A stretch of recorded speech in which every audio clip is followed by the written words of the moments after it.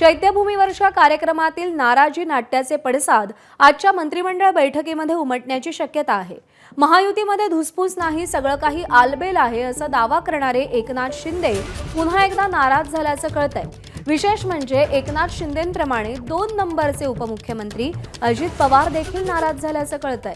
बाबासाहेब आंबेडकरांच्या जयंतीच्या कार्यक्रमात एकनाथ शिंदे आणि अजित पवार या दोन्ही उपमुख्यमंत्र्यांची भाषणं होणं अपेक्षित होतं, मात्र त्यांना भाषणाची संधी मिळालीच नाही।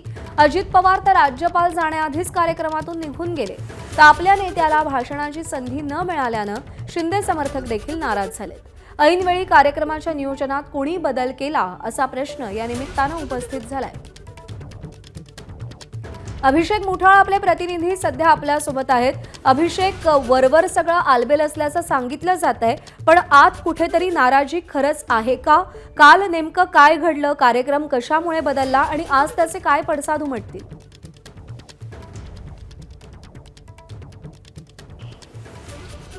चैत्यभूमीवर डॉक्टर बाबासाहेब आंबेडकर यांच्या जयंतीनिमित्त आपल्याला कार्यक्रम होताना पार पडताना पाहायला मिळालेला आहे आणि त्यातच राज्यपाल असतील किंवा मग मुख्यमंत्री असतील यांची भाषणं होताना पाहायला मिळाली।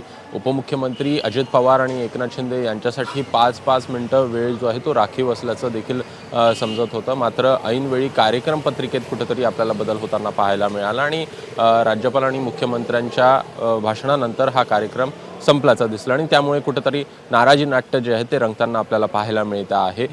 अजित पवार हे कार्यक्रम संपताच राज्यपाल हे व्यासपीठावर असतानाच तडकाफडकी आपल्याला निघून गेल्याचं पाहायला मिळालं। तिकडे उपमुख्यमंत्री एकनाथ शिंदे यांच्याकडनं देखील पत्रकार परिषद घेत सगळं काही आलबेल असल्याचं देखील सांगण्यात आलेलं आहे। मात्र या सगळ्या पार्श्वभूमीवर जर का पाहायचं तर कुठंतरी महायुतीमध्ये सगळं काही आलबेल नाही आहे का असं चित्र देखील निर्माण होताना पाहायला मिळतं आहे। एकूणच वारंवार नाराजी नाट्य जे आहेत ते पुढे येताना पाहायला मिळतं आहे। या अगोदरी जर का पाहायचं तर शिवपुण्यतिथी निमित्तानं देखील कुठंतरी अजित पवार यांचं देखील आपल्याला भाषण होताना पाहायला मिळालेलं नव्हतं। ऐनवेळी मुख्यमंत्र्यांकडनं एकनाथ शिंदे यांना भाषणासाठी बोलवण्यात आलं आणि त्यामुळे एकूणच कुठंतरी उपमुख्यमंत्र्यांना डावललं जात आहे का अशी चर्चा जी आहे ती सध्याला राजकीय वर्तुळामध्ये रंगताना पाहायला मिळत आहे। एकूणच याचे पडसाद आजच्या मंत्रिमंडळामध्ये उमटतात का हे बघणं देखील महत्त्वाचं असेल।